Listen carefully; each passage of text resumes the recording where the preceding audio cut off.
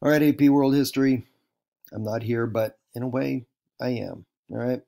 So, yes, I'm off babysitting juniors, and you're sitting in class right now, um, and about ready to jump into some Unit 3 AP World History. I'm a little bit out of sync with my two classes. I told you guys how much I hate when this happens, but so I'm going to go wrap kind of quickly here. Those of you in sixth period can probably kind of fast forward a little bit over some of this. Matter of fact, I'm trying to figure out where we, let's see, now I think we are all kind of had ourselves down to here.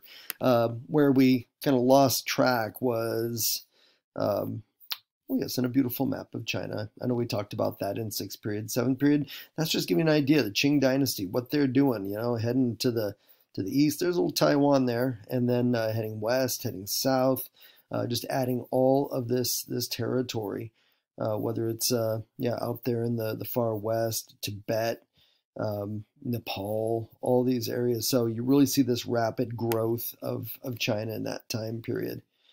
All right, and so I'm just going to really quickly here to catch seventh period up.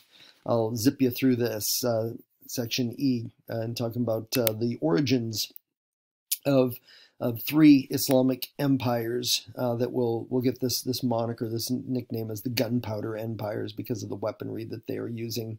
And so there they are, the Ottoman, the Safavid, and the Mughals. Ottoman be up there in Turkey, Safavids will be in present-day Iran, and the Mughals in India. We've actually talked a little bit about the Mughals already in prior units, but we'll get a little bit more serious with them. Some things to keep in mind about all of these guys is this idea, this Turkic word. It's more of it's referring to kind of ethnic culture.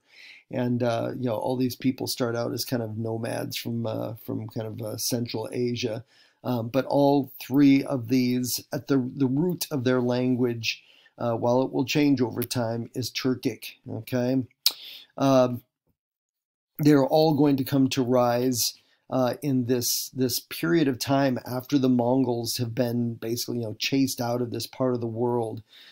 Power vacuums, for those of you who don't know, no, it's not a vacuum cleaner like that you plug in with power. No, power vacuum is, yeah, it's like when you have kind of that period of kind of like, who's in control, kind of chaos after maybe an all-powerful, kind of a entity like the Mongols have had control over an area for a long time. And so these three empires are what's going to take control in their different little corners of the world here after the Mongols have retreated. And then, as the name up there on E implies, again, these are going to be three empires that are going to rely on the use of modern technology when it comes to warfare. And so the use of musketry, the arquebus and some of these earlier forms of long weapons, and then the big guns, the cannon that they will end up using in some of the fighting that goes on. Okay, so that will kind of sort of get us caught up there. So Tamerlane is where we'll get going here with kind of the origin story. Matter of fact, this guy's going to have a connection to all three of our empires here. And Tamerlane, who sometimes you'll see him referred to as Timur, Timur, in some other sources. It kind of goes by different names. But this is a guy who is a relative, he can trace his bloodline back to Genghis Khan, and so he has some of that Mongol descent, to him. But it's kind of watered down by this point in time. I mean, we're talking some years out, and so he's not what we are going to consider to be, full-on Mongol. But he is going to lead armies that are armed with musketry and cannon. And they're going to move out from kind of the Central Asia area, not all the way back over Mongolia, that sort of thing. And he'll end up conquering all three of the regions that eventually these three empires will come from. So they have that. I mean, I didn't list that ABC, but it is another commonality that all these empires will eventually rise up from territory that initially is controlled and ruled by Tamerlane. Okay. What else do we got here? Moving over. All right, there we go. There you go. He just said that. Okay. Well, there you've got it for yourself. You can just say it again and write it again there, and you'll never forget now, right? Okay. Sorry about that. Sometimes I get ahead of myself. Ghazi that you see there, and Tamerlane and those who follow him, especially his officers and leaders of the military. This Ghazi ideal will become important to them. It's almost kind of what we learned about with the Japanese, that Bushido, almost like that warrior code. Kind of a way of life, but with these guys, I mean, they are Muslim for the most part. Those who are going to end up being the followers of Ghazi, and some people even say there's a little bit like a connection to Ghazi and jihadi, kind of warriors, holy warriors, kind of fighting for their faith, that sort of thing. But here's where things kind of go differently, and that's the last two words on B. And that is, that these were going to be warriors but get a little style, okay? I don't know how you put that. I mean, they focus not only, yes, on the art of war and, conquering and all that kind of business, but they also prize themselves on being learned warriors. Kind of, sometimes you hear the poet warriors and that sort of thing, and having this appreciation for literature and for art. And so, they don't want to be confused with, again, think about the original Mongols. I mean, the barbarian kind of image that we have of them. Under Tamerlane, these are warriors that are making a very deliberate attempt to go in a different direction. Don't want to be confused with that, okay? And so Tamerlane establishes a empire that is going to exist for a while, but he's never going to be able to nail down that concept of a highly efficient centralized government like we've seen, be the keys to success, long-term success in other parts of the world. And so eventually, and not really even over a really long stretch of time, it will break up and pretty much just lays it out there for you. Okay. But what it's going to leave in its wake is going to be kind of this weird push-pull conflict between, Islam, the faith itself, and then those Mongol influences. They're going to, they're going to die hard. And so that's going to be a little bit of what it sets the scene for the rise of these empires and then some of the conflict that's going to go on with them. All right. Okay, the first one that we will jump into, Gunpowder Empire, GE, number 1. We'll look at the Ottomans. Okay.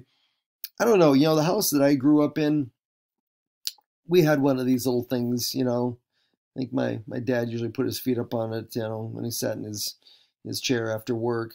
We just called him, I don't know, we just call him kind of like a leg rest. But there's a whole other world that calls these Ottomans, and it does come from kind of a piece of, actually it was more like furniture that the royals would sit on in the Ottoman Empire. And so if you come from a family that refers to those little leg rest kind of things there that might be strewn about the living room, if your family calls them Ottomans, now you know why they call them Ottomans. It used to be that there were these very fancy little, kind of almost like, cushioned stools like that royalty would sit themselves on and, entertain visitors and, I don't know, proclaim edicts and all that kind of thing. All right. I had to decorate it with a fez because what's more Turkish than a fez? Right? All right, hey, let's get going on this. Okay, so we are going to be learning about the Ottoman Empire.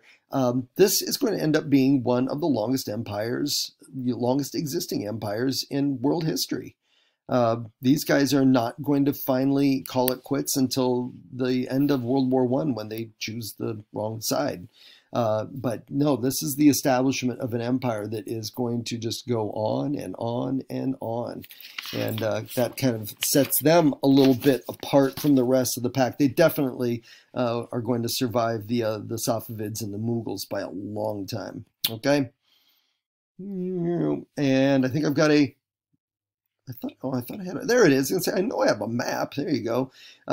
of the era, sure there are, and then like I said, I mean, long lived as well. But this kind of does give you a little bit of the lay of the land and the span of years that's going on here. And so this is going to be what you see in the various shades of green is a pretty rapid expansion, and they'll end up with territory that's going to kind of I would say, be pretty darn close to what Islam had at the height of Dar al-Islam. I think Dar al-Islam still ends up claiming more square mileage in terms of territory. But the Ottomans are going to do pretty good for themselves in terms of just those, when we talk about this history of empires. All right, so there's that. All right, let's get introduced to some Ottomans. I'm going to start you off with Mehmed II, also known as Mehmed the Conqueror. Okay, and no, that's not when he was born and when he died. Otherwise, yeah, it would have been kind of young. Those are the years that he ruled.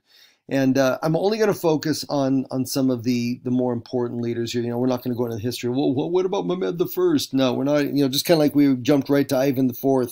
We're going to focus. We're not going to get bogged down in all of these guys. Just the ones that the College Board has kind of nudged us towards. Okay, so he's as leader of the empire. During his time frame is going to be, again, when we see this rapid growth going on.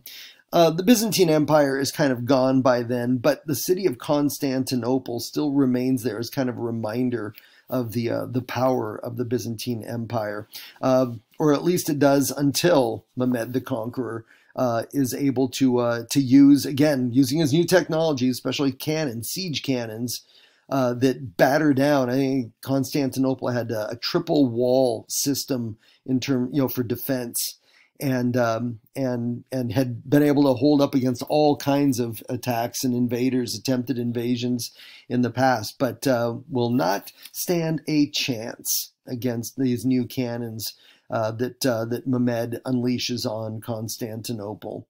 And so when it is captured by the Ottomans, they change the name to Istanbul. That becomes the capital of the Ottoman Empire, OE, and Istanbul is still the capital of the modern nation of Turkey to this very day. All right? And as we talk about rapid expansion, they attack further deep into to the Middle East. They launch attacks against Italy.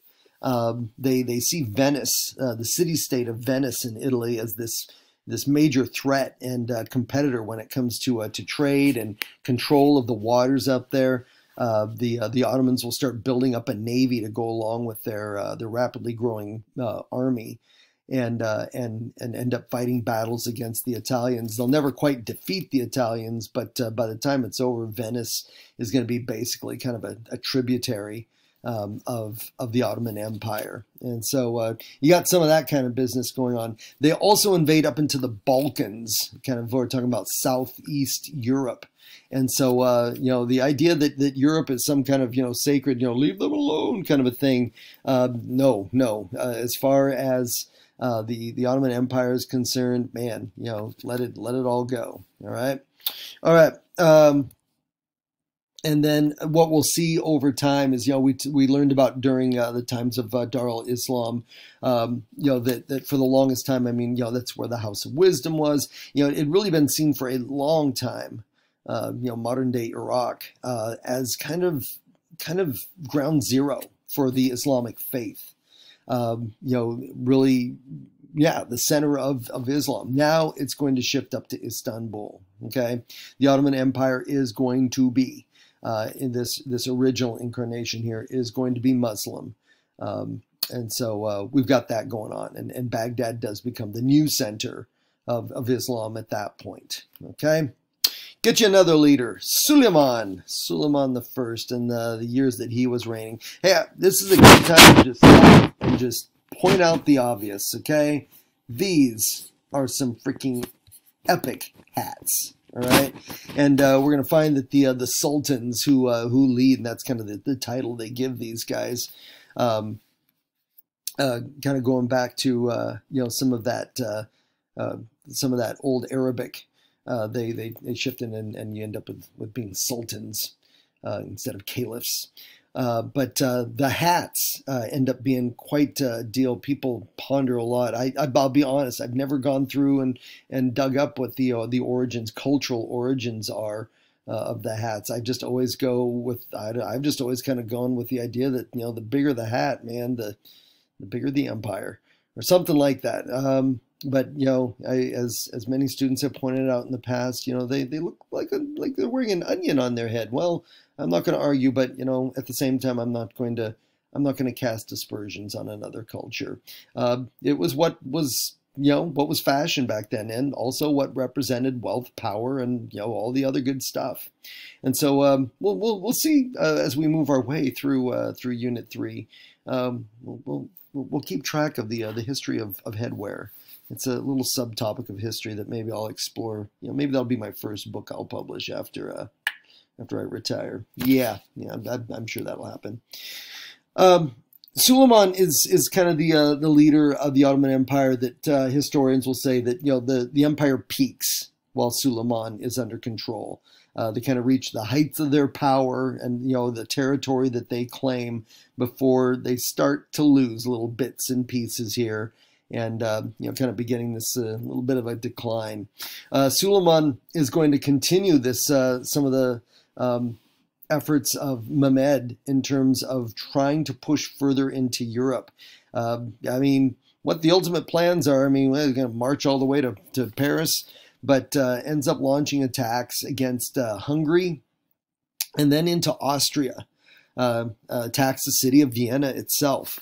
There, Suleiman and the Ottoman Empire kind of meets their match, and they're never going to quite be able to conquer the Viennese, the Austrians, and that will be as far as they ever take it into Europe. But trust me, the Europeans were getting extremely nervous while all of that was going on.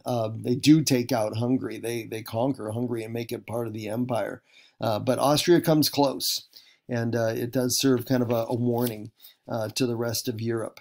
But a warning that in the end will, just kind of get right there. The Janissaries, this is, this empire was expanding so quickly that the Ottomans realized that they were running out of fighting men. And so the Janissaries were a very special corps of troops within the Ottoman army. Most of them were young men and boys, really, that were taken from the families, especially in the Balkans area in Southeast Europe. Most of them were Christians, and they are basically kind of kidnapped from their families, and to a certain extent, kind of forced into the Ottoman military. They are also forced to kind of convert to the Muslim faith at the same time. But at the flip side, if you want to look, if you're saying that sounds horrible, it was, but there was a positive side to it, and that was the Janissaries as military and seen very quickly as kind of these elite members of the military. It allowed them the opportunity as being really, kind of non-Turkic members of the empire. It allowed them an opportunity to be able to move up the social ladder and, to have the access to power and things like that. And so Janissaries who showed promise, and could move up the ranks in the military, could find themselves, being rewarded with positions within the Ottoman, the bureaucracy, their government itself. And so, kind of a double-edged thing, but it's the idea of, this use of these foreign fighters to supplement their own military forces. Okay. And we'll talk about something similar to that will go on with one of these other empires. But anyhow, a little bit there about the Janissaries. Okay. And let's see. And then I think I'm going to wrap up on the Ottoman Empire. Well, don't worry, we're not done with the Ottoman Empire. We'll come back. But talking about them also conquering Greece while we're kind of in southern Europe, and then moving on to northern Africa. And and really, they pose quite the threat to the Mediterranean. And by this point in time, the Mediterranean is a thriving, trade center, trade route, with ships that are coming through, full of freight coming from the Indian Ocean trade, coming from, from Asia.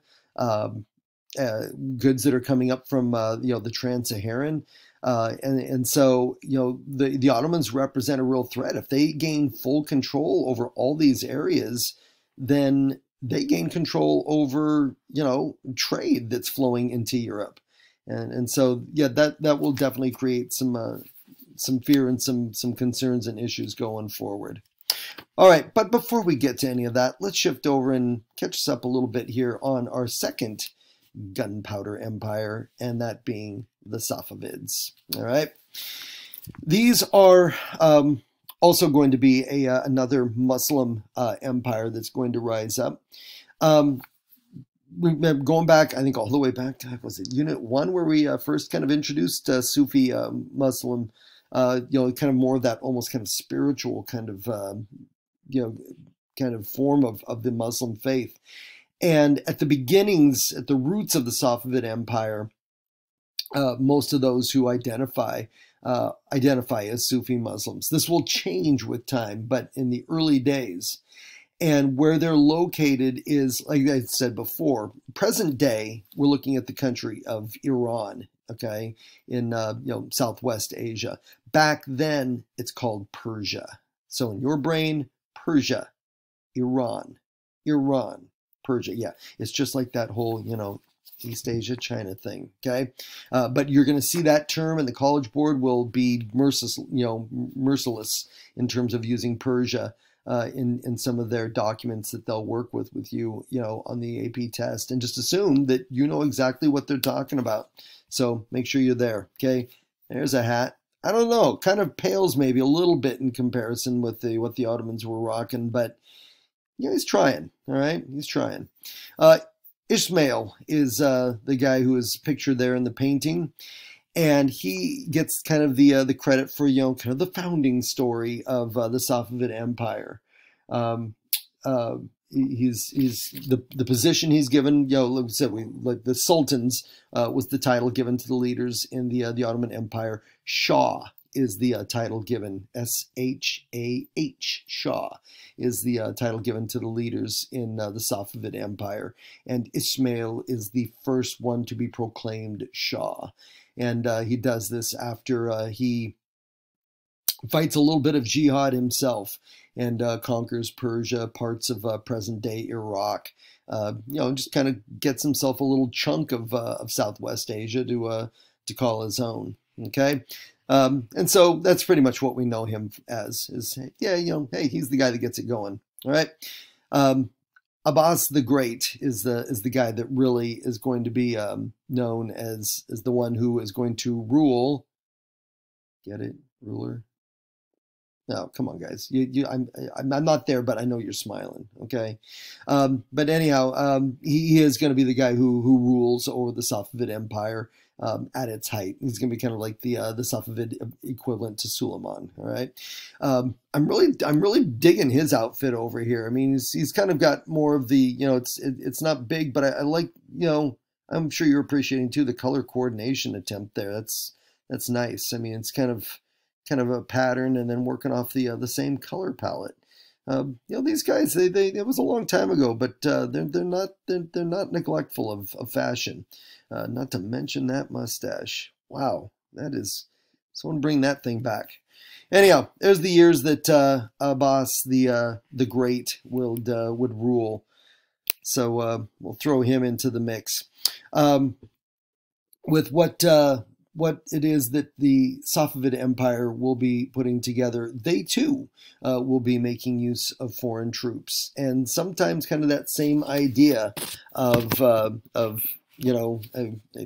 for lack of a better word, kidnapping and forcing into military service, young boys and young men. And not as much that I've bumped into that said that in the Safavid Empire that they were allowed the same kind of that ability to move themselves up. That might have been something a little bit more special and unique to the Ottoman Empire. But something they have in common is both of them, recognize that they don't have the forces available from their own populations to be able to make their dreams come true. And so both of them end up making use of foreign troops. All right. A little bit more about the Safavids. There we go. They're going to, where we see like the Ottomans, who kind of have this mostly hate kind of relationship. I mean, come on, they're trying to conquer them. Actually, the Safavids kind of embrace the Europeans a bit, and they pay handsomely for European military advisors from some of the growing European kingdoms and monarchies. They pay these soldiers, European soldiers, kind of take a little vacation from the job back up in Europe, come down to Persia, and to work with their military leaders and to advise them on military technology and and just fighting tactics that are being used now up in Europe. And so they take the full embrace to try to gain a bit of an edge over the Ottoman Empire. Because as we're going to jump in here, these are going to be two empires that are going to be strongly at odds with each other. Okay, by the time we kind of make that shift away from Ismail and several Shahs later, we're down to Abbas the Great. The Safavids aren't really seeing themselves any longer as Sufi Muslims. They have pretty much morphed into Shia Muslims, and if you recall, these are the minority Muslims who believed that that the leader of the faith needed to be a direct descendant of Muhammad. Shia still exists to this day. Matter of fact, the theocratic government of Iran, which has been in the news a lot with their people rising up against them right now.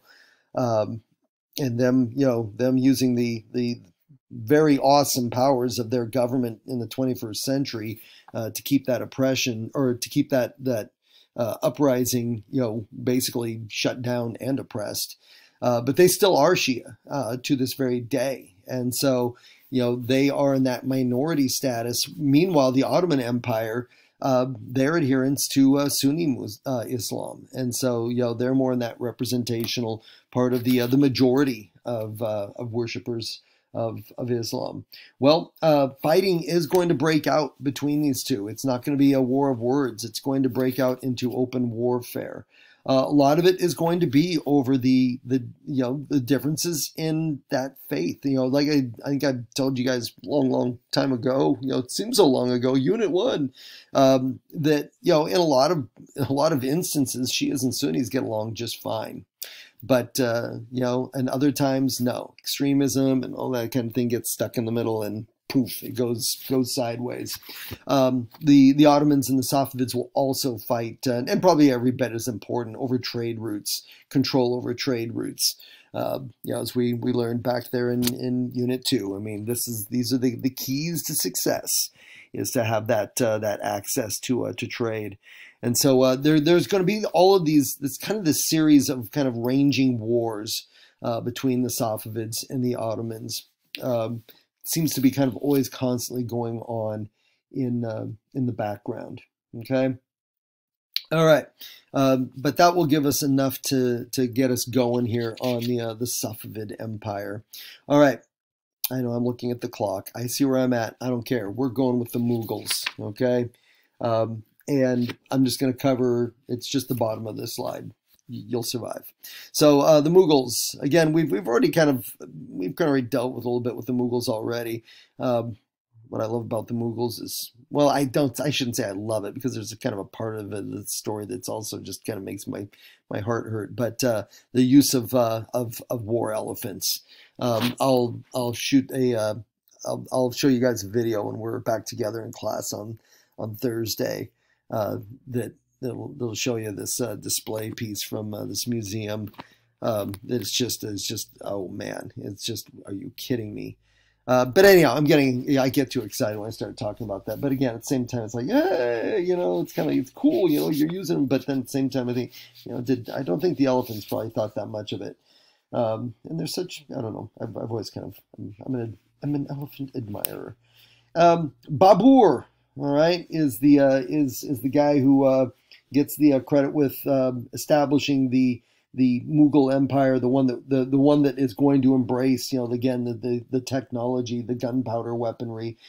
He is a descendant of Tamerlane, of Timur. And so, again, all three of these coming from territory that had all been under his control. And so a little bit of blood connection here for Babur as he creates this. And sticking with what we already learned about earlier on, this should make this a little bit easier, hopefully, to understand that, remember, Islam had more of a influence in the northern part of India, had not been really able to penetrate into central and southern India, but the northern part. And that's going to be the same with this one, okay? The Mughals will be established and based largely in the northern part of India. And Babur is the one who gets it set up. He establishes, very much like we see in the Safavid Empire for a while and the Ottoman Empire. All three of them, think about it. What are the keys to a successful empire, kids?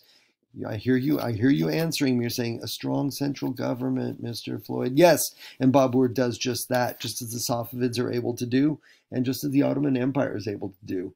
The success, it's nothing mysterious here. We know why it happens. All right. Akbar. He's going to be our guy who is going to be the equivalent to Suleiman and the equivalent to Abbas the Great. As in the guy who's going to be at the reins when, the Mughal Empire is going to be at its peak. And yes, he's going to be the one who is pretty much going to be leading the empire and, to all this wealth and this power. A lot of it is going to be based on overseas trade. India will play that, plays that role in the Indian Ocean trade. There's always also going to be, that outreach to Europeans, increasingly Europeans, the Portuguese to start with, and then others following that. And so, the wealth part is going to, in large part, come from trade. Again, India has some of those goods that cotton being a big one that are in high demand, and so that's where a lot of the wealth will come from. And then we've talked over and over again about the caste system, and under Akbar, he pretty much is going to be solidifying the use of the caste system. Is he Muslim? Yes, he's Muslim. The Mughal Empire, is it Muslim? Yes, it's Muslim. But as we learned about before, while Muslims typically have kind of a different view about, class and, where people belong and, and just their belief system doesn't really follow along with a rigid caste system. But this version of Islam in India is going to embrace it. It's kind of like, it's the way things have always been here. And so while we're going to change up the faith, we're not going to change up, the way that society is operated. Okay.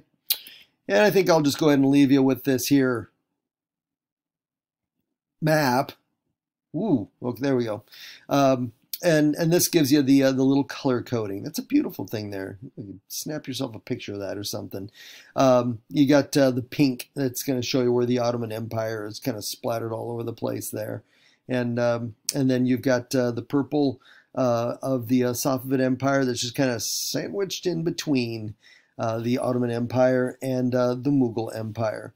They show the Mughal Empire actually, being able to take almost all but the very southern tip of India there. And so while I'm talking about northern India, at its height, they don't have the same level of control in central India.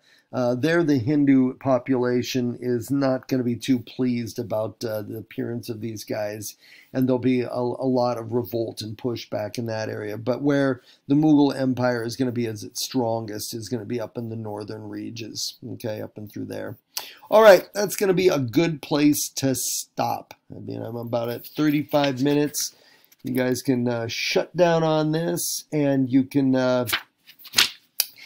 jump into some Chapter 5 textbook work, okay? That's posted in the classroom stream, so have at it, all right? Okay, on Thursday when we get together, I think we're going to take a look at kind of how these empires begin to slide downhill, all right? Kind of the rise and then the fall kind of a thing. Okay, you've got some good stuff here. And yep, see you in class. See ya.